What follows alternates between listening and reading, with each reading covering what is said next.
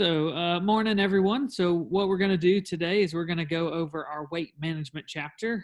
We'll get most of the way through it and we'll just kind of see where we get to. Um, with weight management, we've talked about a lot of things all semester from exercise, and we've talked about, um, uh, exercise and nutrition, and we've talked about body composition. And so this weight management chapter really is kind of bringing everything together. This particular chapter looks at what are the things that we need to consider when it comes to managing our weight. And this could be from the aspects of gaining weight to losing weight to just keeping our weight exactly where it is. And so it's wherever you feel the healthiest. We know that there's some healthy ranges of weight and body composition, but we all know that there are certain times where we maybe gain or lose a little bit too much weight and we don't feel the best. And so that's what we're kind of covering here. It's where you know that you could probably use to gain or lose a little bit of weight, or you know that, hey, I'm feeling better than I ever have and I want to stay kind of in this area. How do we do that? What are the techniques we use? And it's going to link a lot back to the chapters we've already talked about. It's just kind of putting all of those things together. We'll probably talk about it more from a losing weight perspective, just because that tends to be what most people need to do or feel like they need to do. But we do want to be very careful in these conversations because we don't want to drive anyone to unhealthy eating or exercise habits that may cause them more problems than they currently have as in regards to their health. Where we start this conversation is just with a little bit of a quick review. It's been a little while since we've talked about over a couple things. Remember these terms, overweight and obesity, that we've talked about before, these big issues that people talk about a lot, this overweight and obesity. Remember, these are defined by our BMI, our body mass index. And our body mass index, we only need to know two things about you in order to figure out your BMI and whether you're overweight or obese. And those two things are your height and your weight. It simply tells us how much mass do you have compared to how tall you are. And if you're over a certain amount of mass compared to your height, we tend to associate that with health risk. But that's not always accurate. With BMI, when we know your height and your weight, we can tell you whether you're obese or overweight. However, that's not always the only measurement we should use. It's easy to get, but it doesn't paint a whole picture. It doesn't tell us what the quality of what's on the inside is. Do you have a lot of muscle, such as a lot of our athletes have, would be considered obese, but have a large amount of muscle? And so we do have to realize that weight isn't the only thing to consider. But if we know your BMI, we can say overweight or obese, and that's the only way we can determine those things at the moment. Other things are, we talked about fat and how our fat is in different locations in our body. And so we have visceral fat, and visceral fat was the fat that was deep inside of us. Okay, so it was around, kind of your central of your body, so your torso, deep down past the muscle layer around typically our organs. This fat is located, and it's good for us. It gives energy and cushion and protection. And then we have subcutaneous fat, and subcutaneous fat is the fat right below your skin. So if you think about taking a vegetable peeler and peeling away your skin, eventually you hit a little layer of fat right underneath that, and that keeps us warm, and that's subcutaneous fat. If one of these is in excess, so if visceral fat is in excess or subcutaneous fat is in excess, which one could cause us more health concerns? Subcutaneous fat or visceral fat when there's too much of it? Visceral. Yeah, visceral. And visceral causes us more health issues because it's around our organs. And so if there's too much of it, it can put pressure on those organs and cause issues over time and cause them not to function quite as well as we want them to. And so this is that quick review just to get you kind of thinking about some of those things along with nutrition and exercise. And so where we start this conversation, and this will be a little bit of back and forth, and you can kind of type these answers or just unmute your mic, is when it comes to this, we talk a lot about obesity. And we're going to talk about the risk of obesity, what puts us more likely to be obese. But my big question for you guys is do you think obesity is a disease? Like the actual thing, is obesity a disease? I think that it can be, Okay. if you don't go too far, but I know that some people have like thyroid issues and whatnot that cause obesity. So, I mean, it can be a medical problem, but most of the time, not really. Okay. I think addiction is more of a disease when it comes to obesity, like nonstop eating, addicted to Okay. eating. Yeah. So anyone else real quick?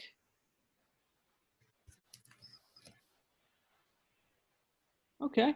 So we kind of had the both there of we think it can be a disease in certain instances, or maybe there's some things that lead to it being a problem, such as addiction to eating, or maybe some kind of thyroid issue. But other people, or the same people, were saying, but maybe not always. And so this is a really kind of hard conversation when it comes to it. So officially, a number of years ago, and when I say a number, I don't mean very many. Probably less than 10 years ago, obesity was 100% and is now classified as a disease. So when you look it up, obesity is classified as a disease throughout anywhere. So doctors recognize it as a disease, and so does the medical community. And this is a good thing for one reason, and one reason only, in my opinion. So it is a disease. In my opinion, I don't think it necessarily should be counted as a disease. Except for one reason, and that is when something is classified as a disease, that means that insurance companies, health insurance companies, have to start helping pay for the treatment of this, and they start having to help people kind of fight this, just like you would if you had, some other disease like cancer or something along those lines.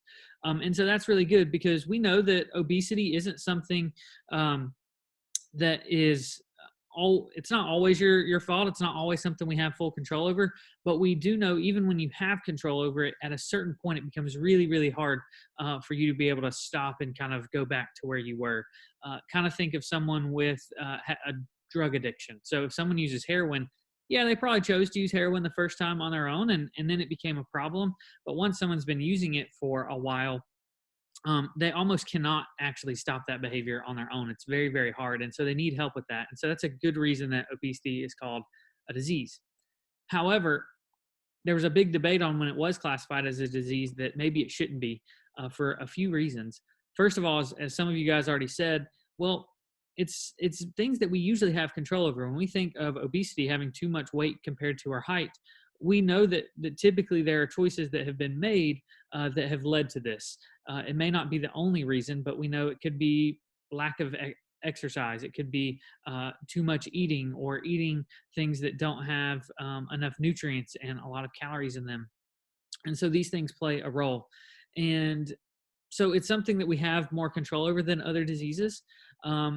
And at the end of the day, when we look at it, my biggest issue with obesity being classified as a disease is it can take the ownership away from people. So if you go to your doctor, this is a great example. So if you go to your doctor for coronavirus, COVID-19, and they tell you have it, you're going to look at that doctor and say, well, what are you going to do? Like, what medications are you going to give me? What treatments are you going to give me to make sure I'm healthy and help me to fight this off and get rid of it? And we do this with a host of other things. We go to our doctor. If you get pneumonia or strep throat, you go to them and they give you a medication. And so when obesity is classified as a disease, people will stop saying, well, you know what, maybe I need to make some lifestyle changes. Maybe I need to eat better and exercise more. And they simply look at their doctor and say, okay, if I have the disease of obesity, what are you going to do for me, doctor? What medication are you going to give me? It's not my fault, right? It's not my fault. What are you going to do? And so this can make it a little bit harder to fight obesity as well. One of the big things that makes obesity a hard thing to define is the word disease has kind of a fluctuating meaning. Typically, when we say the word disease, you think of things like coronavirus 19, or you think of, the flu or strep throat or something like that. And obesity is harder to define that way. And obesity really is simply, the reason we care about obesity so much is the fact that it leads to other diseases. And so it's really funny that obesity being classified as a disease, it's simply a disease that leads to other diseases. We are worried about obesity leading to things like type 2 diabetes and heart disease and other things like that over time. Fatty liver disease is another thing. And so it's just this really weird kind of scenario, and we have to be careful with it. It's good because it gets covered by insurance that it's disease, but it can be negative because, well, it takes some of the ownership and responsibility off someone for that as well. So this is what we're looking at with obesity. So we do want to talk about some of the risk factors associated with it. And so what do you guys think are some things that make it more likely that you would be obese? Like, what are some things that you may have in your life that would make you more at risk to being obese? Stress. Yeah, stress, and maybe not knowing how to deal with stress, for sure. What else? I don't understand the question. Like, Yeah, no, that's fine. So, what kinds of things in your life? So, she said stress, like things maybe you have going on, or maybe things that you were just kind of born with, put you or make it more likely that you will develop obesity at some point in your life. um, I feel like stay-at-home moms have a high chance of being obese because they don't really have time. I mean, not a stay-at-home mom, a single mom, because they don't Yeah, have time to like cook, so they usually go to fast food. yeah. So, it Yeah, definitely thanks, could sis. be something like that. So, maybe people that have very busy lives and have things that are controlling it. So, those would be good things. And so, we'll kind of take a look at that list. So we have the factors that lead to obesity. Part of the factors are genetics. Your genetics do play a role in your likelihood of being obese. We know that if both of your biological parents are obese, you are like 10 times more likely to be obese than someone who has neither parent as obese. If you have one parent that's obese and one parent that's not obese, you're still 3 or 4 times more likely to be obese than someone who has neither biological parent as obese. And so genetics play a factor, and they can play up to about a 25% role in your likelihood of being obese. Um, but that's not the majority. The majority is going to come from typically our lifestyle things, the things that we can control. But we do have to realize genetics are a part of this, and it's important for us to realize that your genes can make it more likely and make it harder. Just like your genes can make it more likely that you develop some types of cancer. Um, and so we look at those things, and it's something to consider. It's not the whole picture, but we don't want to leave that out necessarily.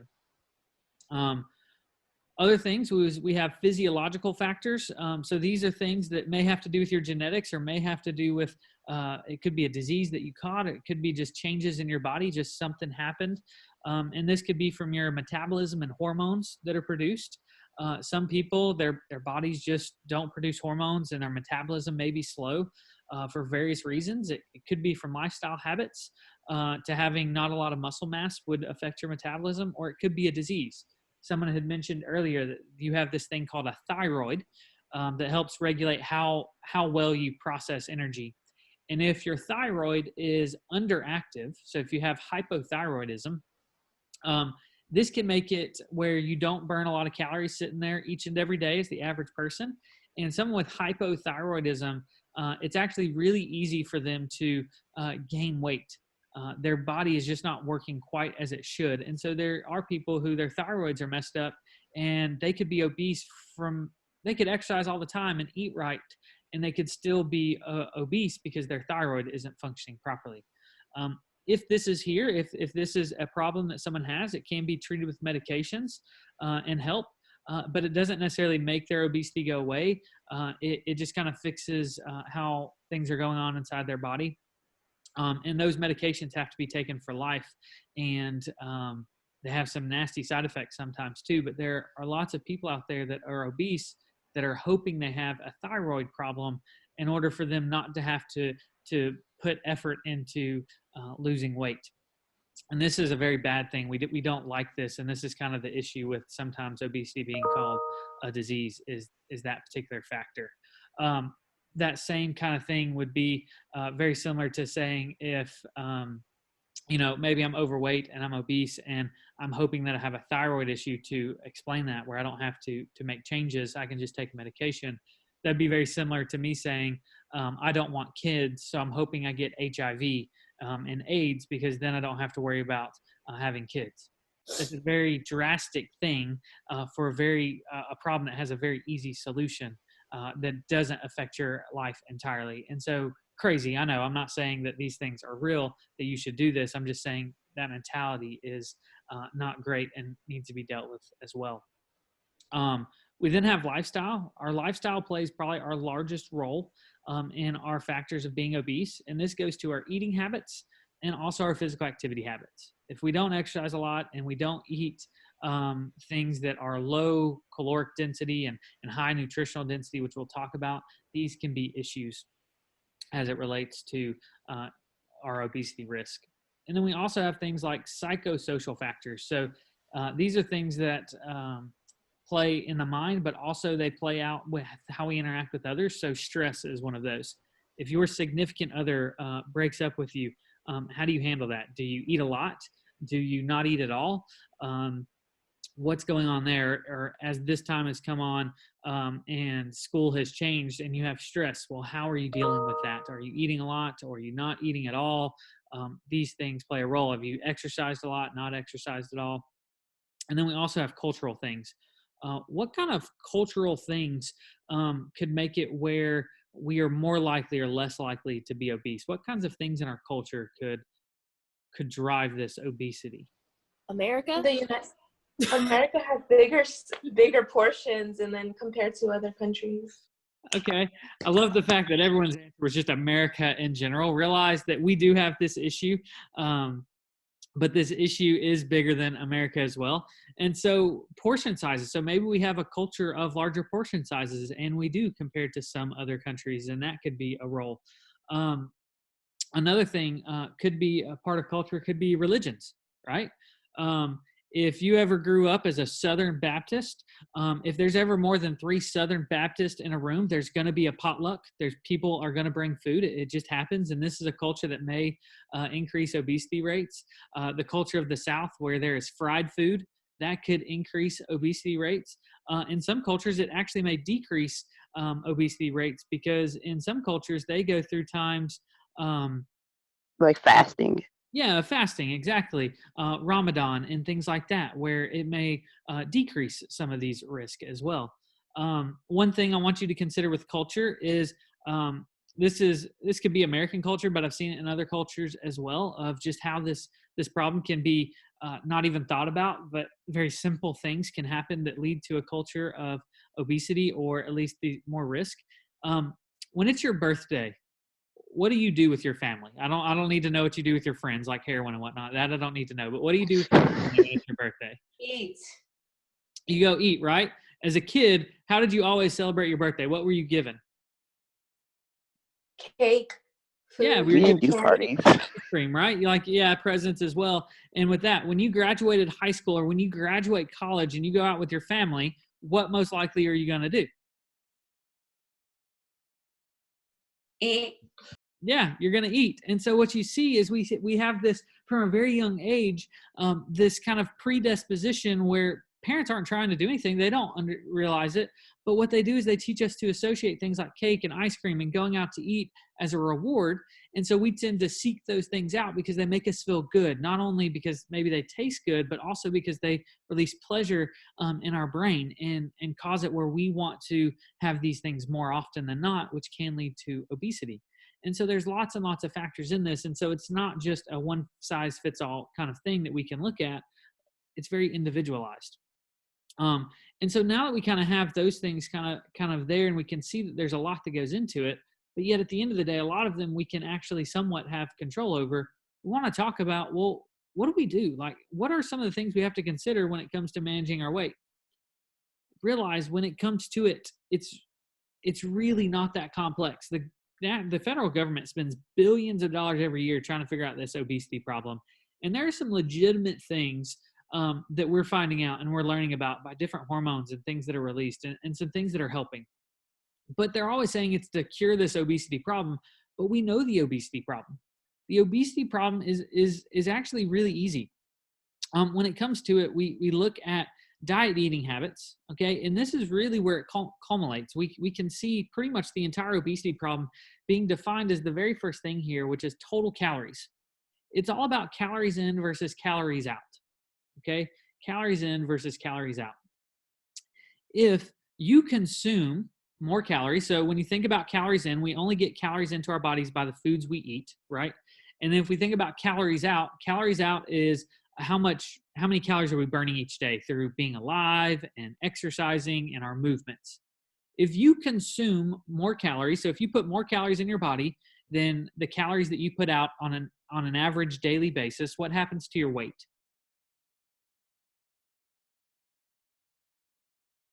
You gained a little bit. Yeah, it's going to go up, right? And not dramatically, but slowly it's going to go up, right? If we do the opposite, if we burn more calories than what we take in, what's going to happen to our weight? You lose some of it. Yeah, we're going to start going down. And if those things are exactly equal, what happens to our weight? It's the same. It stays the same. And so that's simply what we're looking at here. When it comes to weight management and total calories, it's simply about calories in versus calories out. If we get too many, weight's going to go up. If we get too little, weight's going to go down. And if they're the same, weight's going to stay the same. That is the entire obesity problem and underweight problem and weight management consideration. It's all about that. But we have to consider what goes into those. When it comes to it, we can actually even go a little bit further. We can even define about how many calories it takes to gain or lose weight. We actually know these numbers. Let me see if I can. I'm going to try to share something a little bit different. Let's see. I'm going to try this whiteboard feature right here. I think it's going to let me put some text in. So realize this. So if, well, I guess it's going to, yep. Okay, so realize that for every pound of body weight, that we have, if we know how many calories that is, okay? So if I wanted to lose 1 pound, let's say I want to lose 1 pound, we know that for me to lose 1 pound, there's about 3,500 calories per pound of body weight, okay? There's about 3,500 calories per pound of body weight. And so what that means is that if I can consume 3,500 less calories, okay, let's say in a given amount of time, if I can consume 3,500 less calories than what I burn, I will lose about 1 pound, okay? So typically when we talk about weight gain or weight loss, either one, weight gain or weight loss, we typically say the healthy rate for weight gain or weight loss is about 1 to 2 pounds per week, okay? 1 to 2 pounds per week. 1 to 2 pounds per week is what we recommend for weight gain or weight loss. If you have it quicker than that, so if you lose 5-6 pounds this week, we know that probably was not the healthiest way to do so, and is not going to be sustainable for long term. And whenever you stop whatever crazy diet or exercise that you're doing, that weight is likely to come back. We say about 1 to 2 pounds a week, and that's going to be nice and healthy. So if you look at that, what that means is that if I want to lose 1 pound this week, if I want to lose 1 pound, so when we get to Monday next week, I want to have lost 1 pound. Well, that means that over the course of a week, I must induce a caloric deficit of about 3,500 calories for the week. Well, we know that there are 7 days in the week. And so what that means is if I want to lose 3,500 pounds in a week, that means that I must have a deficit of about 500 calories per day, right? You guys are following that math. 7 days a week, 500 calories per day. That's 3,500 calories in a week and 1 pound over that week. Well, if we look at that a little bit further, think about 500 calories per day. Well, if I do that through just eating, alone, that means I've got to cut 500 calories from my diet. Well, the average American eats about 2,000 calories a day. 2,000 calories a day is what the average American consumes, 2,000 calories per day. Well, imagine what you ate yesterday. And you have to eat a quarter less. So if I cut 500 calories from my diet today and I ate 2,000 calories on average, that means I must eat a quarter less. So everything you ate yesterday, you have to cut 25% of it off and throw it away in the garbage.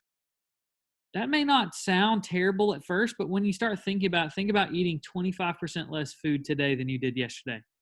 That's a big deal, and that can be hard for a lot of people. And so they tend not to be able to go to a 1,500 calorie diet just overnight. It's just not possible.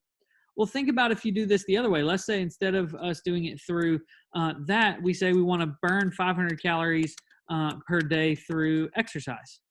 Okay? Well, let's say you're going to do that through walking or jogging or something along those lines. Well, realize that you're going to have to move. You're going to have to move more. So you're going to have to, in order to burn 500 more calories today than you did yesterday, you're going to need to walk 5 additional miles. Walk or jog, you're going to need to cover about 5 additional miles. For every mile you walk or jog, you burn about 100 calories. So imagine that. Imagine having to run or walk 5 more miles today than you did yesterday. That's a lot. That will take the average person around an hour to an hour and a half, and that's a lot of time to dedicate to that. And so this is where it becomes hard for people to lose weight. This is also now why you see why we say that you should do a combination of diet and exercise. So if every single day you had to cut 250 calories out of your diet and you had to burn 250 calories more through exercise, that becomes more manageable, because 250 calories of exercise, well, that's 2.5 miles more that you have to walk or jog. And that most people can do that in about 40 to 45 minutes, even at a slight walking pace, not too bad. A slight jog, even faster. Cutting 200 calories from your diet is actually pretty easy. Most of you guys could cut 250 calories out of your diet by making one decision different, by making just one change different of a decision. So when we were actually in school, if you took away one kind of vending machine purchase, if you ate one candy bar and got rid of that, if you cut out 1 or 2 soft drinks throughout your day. So if you cut out 1 20-ounce Coke, you're pretty close to that 250 calories. And that's a really easy way to hit that mark, if that makes sense. And so these are things that we have to consider when it comes to total calories. Let's see, we want to go back here. Other things we want to consider is portion sizes. We talked a little bit about that, but we want to eat smaller portion sizes.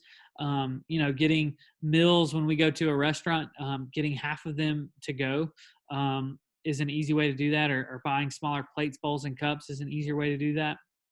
One thing we have to remember is our portion sizes are much, much different than what they used to be. All of you know McDonald's. Okay, all of you I know McDonald's pretty well.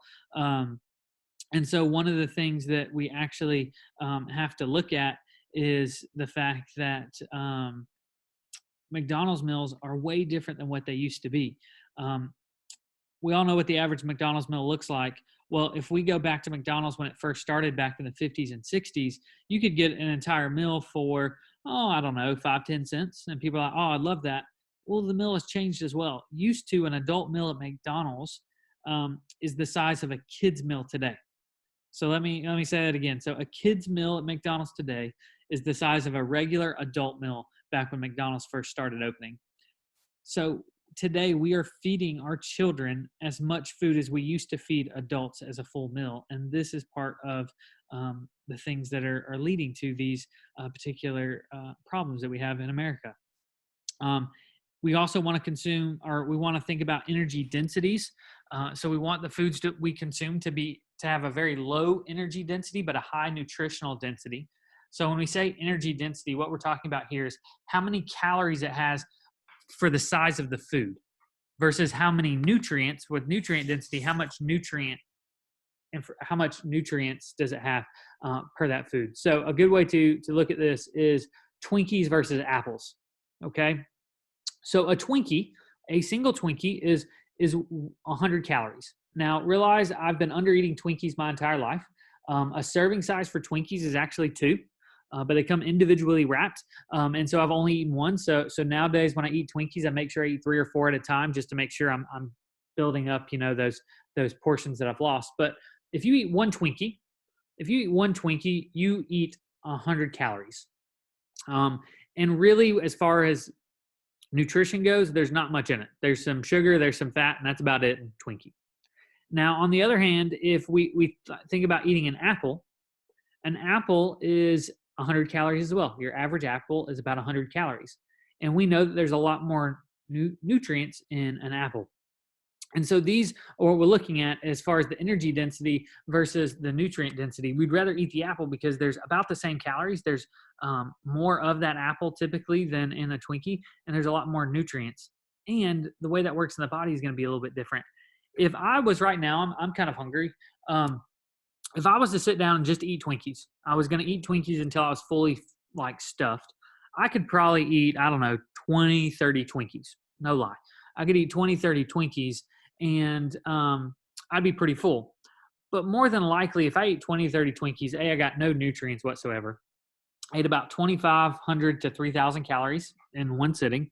And I would probably be hungry in the matter of an hour, right? You guys have eaten junk food before, kind of like Twinkies, and you're really full. And then about an hour, you're like, I can kind of eat again after eating 25, 30 Twinkies.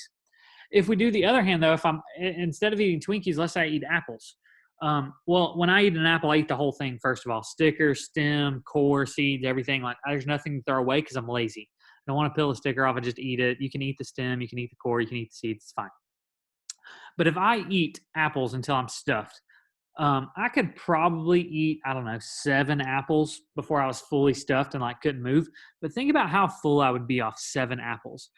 I would literally be just stuffed, rolling around, like wouldn't be able to get up, and I would probably be full for like days, right? Like it'd be tomorrow at this time, and I'd be like, I'm still not hungry, right? And so we can see how these things play our food with energy densities and nutritional densities and how they make us feel and how much we eat. Because in that one meal, I went from eating 2,500 calories to eating like 700 or 800, and I was fuller for a lot longer. And so these are things to consider. And it also goes to our eating habits as well. We just must look at our eating habits, like what causes us to eat more at some times versus other. Could it be sets of friends? There's one group of friends I go out with and make great choices with. There's another group of friends I go out with and I make terrible decisions with when it comes to eating. There's one group of friends I eat with. For whatever reason, when I go out to eat with them, I order a salad. I don't even like salads, but I order it, I guess, peer pressure. I don't know. And another group of friends I go out with, I may be wanting something a little bit healthier. Maybe I'm going to get the grilled chicken or something. And it gets to me at the table. And I'm like, you know what? I'll take the 2 fried chickens for 4. No, who are you ordering that with? No, I'm just going to eat the whole meal by myself for 4 people. And so these are things that we have to consider. In addition to that, we have physical activity and exercise. These are a crucial portion of this. We must be physically active. We must exercise. Parking your car at the furthest end of the parking lot is a good thing because you're going to take a few more steps, and this will increase your physical activity slowly. We also must learn how to deal with emotions like stress and anxiety, times of fear, and those particular things really all do play a role and are important for us to look at. But not one of those things is the only thing that makes a difference. It's in a combination. Most people that are obese or have problems with their weight, whether that's having not enough weight or having too much weight, it's a combination of these particular factors. And so that's kind of what we wanted to look at with all of these things. So as we move forward, we want to talk about, well, what are some of the strategies we can use in order to deal with this? So if we want to change our weight, whether that's to gain weight or lose weight or whatever, what can we actually do? First of all, you can do it yourself. There are plenty of people who have been successful at losing weight themselves or gaining weight themselves. The key is to know some of the basic things we talked about, to know a little bit about exercise, to know things about nutrition and body composition, to know some behavior change strategies, to know things like, I shouldn't lose or gain weight more than about 1 pound or 2 a week because it may not be healthy and something I can sustain. Most of you would be very capable of doing, changing your weight by yourself without needing too much other things. But some people want other help or they need other help, or maybe they just don't have the information. And so there are other things they may turn to, like diet books. Diet books can be helpful. Most diet books tend not to be helpful. When it comes to diet books, the easiest way to know whether a diet book is helpful is you can 100% judge it by its title and its cover. Your English teacher would not like me saying this. I'm the only person that gets to say this when it comes to books. But when it comes to diet books, you can judge them by the cover and the title. If you have a book that says how to lose 30 pounds in the next 30 days, well, cool. That book is probably full of bad information. If that book is flashy and has like some model on the front of it trying to get you to look at it and makes claims that just seem very unrealistic, they're probably full of bad information. If you have a diet book that says how to lose 30 pounds over the next year, well, that book isn't going to sell as many copies as the other one, but it definitely is probably full of good information because that's a healthy way to lose weight. And so these are what things we have to look for. There are also supplements or aids that can help you lose weight. Remember, if something is considered a supplement, it's not regulated by the FDA, so it may or may not contain what it says it contains, and this can be an issue. So some of the things we look at is there are drinks and food bars that can kind of aid in weight loss or weight gain. Typically, these food and drink bars are meant to be a meal replacement. So if you've ever seen things like an Atkins kind of power bar or like something like that, or some kind of meal shake or whatever, these are meant to replace a meal. So instead of lunch today, you're going to eat this food bar, you're going to drink this shake that you've bought to replace your lunch. You're not going to eat your lunch and then consume this bar. If you do that, you're going to be putting a lot of excess calories in your diet. And so we have to be careful with those. Realize with food and drink bars, those types of things, they're selling a product. So they're going to sell you something that's going to maybe make you somewhat successful, but you're going to be dependent on their product to continue to come back to it. So you do have to be careful. You've got herbal supplements. So these are all kinds of different, things out there that may encourage weight loss. Most of these are not proven effective. They're also supplements, so they may or may not contain what actually it says it does in the package. So you do have to be careful with those. There are some things that can be helpful in losing weight. So this would be caffeine, can be helpful in that. You don't need to take caffeine pills though. If you drink 1 cup of coffee, you'll get enough caffeine to actually help with a little bit of weight loss. Make sure though, when you're consuming this caffeine, let's say it's in coffee, you need to just drink black coffee, not with a bunch of cream and sugar in it, or your unicorn leprechaun frappuccino thing from Starbucks that are packed full of calories. This isn't going to help because you're consuming more calories than that caffeine's going to burn. But a cup of black tea or coffee each day may be beneficial when it comes to it. And then we have other supplements or aids. So there are products out there that you can buy. Some are behind counters at pharmacies. Some are you can buy just right out, on a regular aisle. These would be things like Hydroxycut or Ally. These products are designed to help you lose weight, and they can do that. But they do it in a very bad way, and they do it in a way that's not going to be sustainable. Most of these products are filled with caffeine. So that kind of helps, but also laxatives.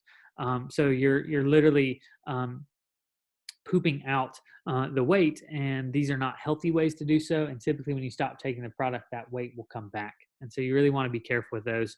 Ally was known for having almost too much laxative in it, and Ally, which I think you can still find, and they may have backed off of it, but when it originally came out in the product warning label, if you read it, it would say that when you first start taking Ally, you need to carry an extra pair of pants around you with you, because this product may cause anal seepage, which basically means it had so much laxative in it that you would literally have poo falling out of your butt when taking this product, and it would cause weight loss. But could you imagine walking around and poo literally just falling out of your butt? You didn't realize that it was happening, and you have to carry around a change of pants because you ruined a pair of pants. This is an extreme way to lose weight. And if you're willing to change pants to lose weight, I have a feeling I should be able to convince you to exercise and eat a little bit better, because those are much easier ways to get the results that you're looking for.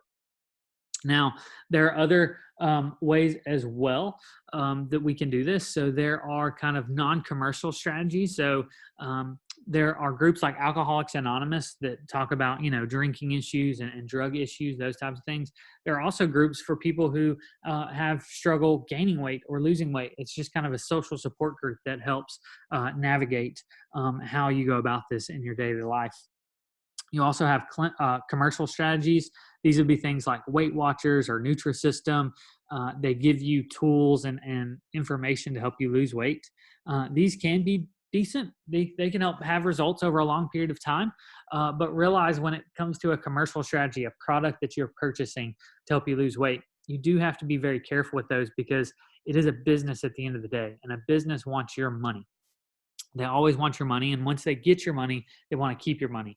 So what they're going to do is they're going to have a product that works and helps you to gain or lose weight, but only works as long as you're staying in their system. They're going to give you just enough information to make it successful, but not enough for you to do it on your own. So if you kind of stop using their program, you stop paying them money, typically you go back to where you were. And so they hook you back in by having you pay basically for your entire life for this system. And so you do want to be careful with those. You then have clinical strategies. So this is where you go see a doctor, like a medical doctor. There are things called bariatric doctors who work with people who are just obese people. So they treating obesity, and they're doing it for people who are just extremely obese. So obesity class 2 and above. If you've ever seen my 800-pound life or whatever it's called, this guy is a bariatric doctor. Good bariatric doctors make people go to counseling and see psychologists.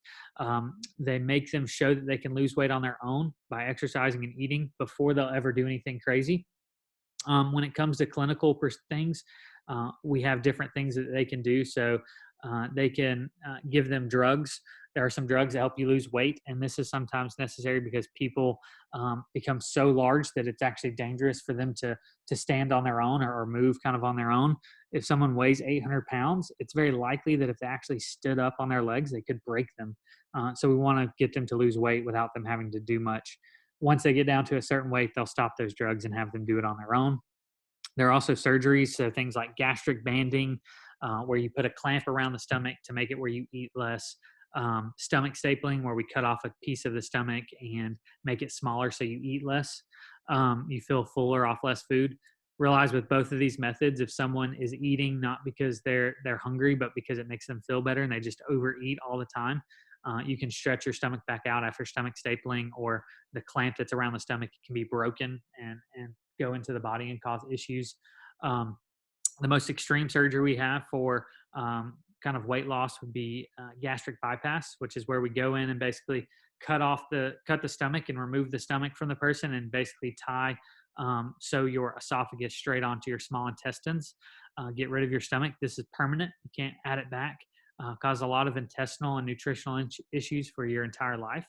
But some people need this drastic measurement in order to be able to control their weight. Realize with that, always, when you get to the clinical scenario, you do need psychological or psychiatric help because there's an unhealthy association with food. And so it's really important that those are dealt with, because if we don't deal with your unhealthy association with food, we can do everything in the world, but you're never going to have long-term success because you're always going to revert back to your old habits. Just like someone using drugs, if we don't deal with why they use drugs in the first place, we can get them clean, but they more than likely will go back to using those particular things. And so we have to look at those as it comes. Finally, we do want to talk about body image. Body image is a big thing when it comes to this lecture.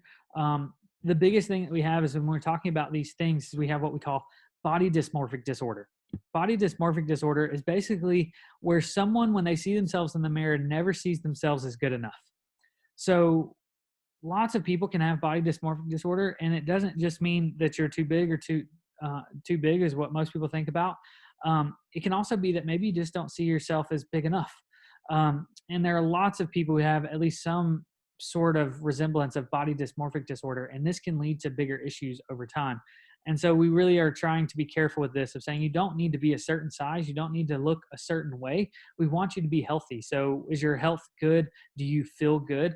And so people with body dysmorphic disorder, we have to teach them acceptance of their body exactly how it is. And then if they want to make changes, it needs to be based on not how they see themselves, but based on actual data that says, hey, maybe you need to gain or lose weight to be healthier. And how do you feel, like physically on the inside? Because you can lose too much weight. We've all maybe had times of that, or during the holidays, maybe you gain a little bit too much weight and you just don't feel as good. Well, that could be an indication, but we don't want to use what's in the mirror. Realize a lot of professional bodybuilders like Arnold Schwarzenegger, a lot of those would be considered to have body dysmorphic disorder because we see them as very muscular and very strong. They look in the mirror and all they see is the one imperfection of maybe they have really small calves or really small deltoids or something like that. And so they're constantly focused on that, working more at the gym, trying to perfect that. And it makes them really successful at being a bodybuilder, but it still is an issue that leads to problems over time. The things that you guys are most familiar with that body dysmorphic disorder leads to are things like anorexia nervosa, which is where someone goes long periods of times with eating very little or not eating at all. These people are usually very small, underweight. You can see their bones. They don't eat a lot. You then have bulimia nervosa. This is where someone may eat normal, but then they have times where they eat tremendous amounts of food and then they purge that food through laxatives or vomiting. These people range from being underweight, normal weight, to even overweight. If they're throwing up their food, they erode their esophagus and the insides of their mouth and their teeth. They have lots of nutritional issues because of the laxatives and vomiting. And so we have those types of people. And then we have binge eating disorder, which is where someone eats normally, but on a very regular basis, they eat large amounts of food even after being full and have feelings of maybe regret or remorse afterwards. These people tend to be obese, larger in nature, and are just defined of eating large amounts of food even after feeling full. Borderline disordered eating is where you may have tendencies for one of these. Like we've all probably had a day or two where we've gone without eating for various reasons, or maybe you've purged food before after you've eaten a lot, or maybe you've had a time where you've binged eat, something was just so good and you kept eating it. Those things happen to all of us. That's not a big deal. But maybe instead of this happening once, every 6 months, every year, something once in a while, every couple of years, this happens once every couple of months. Well, that's not enough to say that you are anorexic or bulimic or have binge eating disorder. But if it becomes much worse than it happening every, once a month or once every couple months, we know if it continues to progress, it will become this. And so we have to look at that treatment as well. With treatment of these, typically you're going to some type of facility that helps you with this. These are very hard disorders to treat because they deal with food. Food is essential. It's not like meth and heroin. We can say, just don't do it. Food is essential. You have to consume it. So we have to teach you how to associate that correctly. We can't just cut it out. And so there's a lot of medical treatments and counseling that goes on, but also a lot of psychological and psychiatric kind of help as well to deal with, well, how did we get here and what's causing this and how do we deal with that problem? It's a very hard disorders to treat just because they do come with food that is essential for life, even though too much or too little is a bad thing as well. And so with that, we kind of finished this chapter.